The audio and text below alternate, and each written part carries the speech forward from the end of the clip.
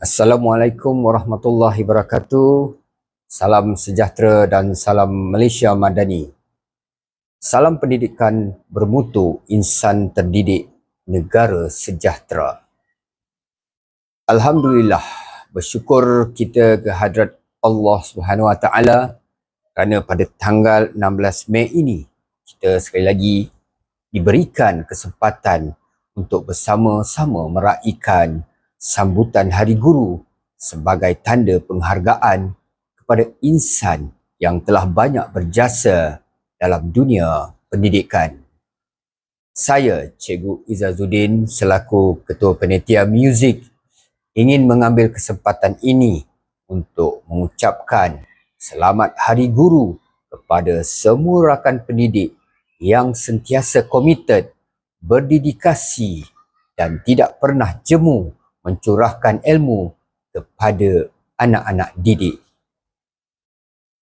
Tema Hari Guru pada tahun ini, Guru Bitara Nadi Negara, amat bertepatan dengan peranan guru sebagai penggerak utama dalam membentuk generasi yang berilmu, berakhlak dan berdaya saing. Guru bukan sahaja menyampaikan ilmu di dalam bilik darjah, malah menjadi pembimbing, pembina sasiah dan sumber inspirasi kepada murid-murid. Di sebalik kejayaan seorang murid, pasti ada guru yang sabar mendidik. Di sebalik kecemerlangan sesebuah sekolah, pasti ada warga pendidik yang sanggup berkorban masa dan tenaga demi memastikan pendidikan terus cemerlang.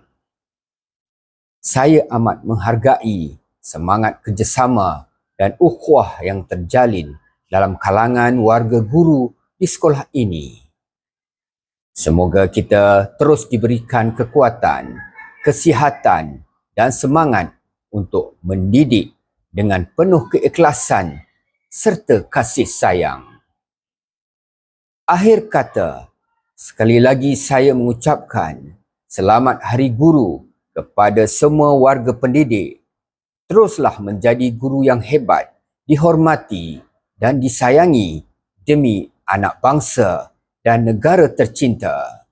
Guru Bitara Nadi Negara. Sekian, terima kasih.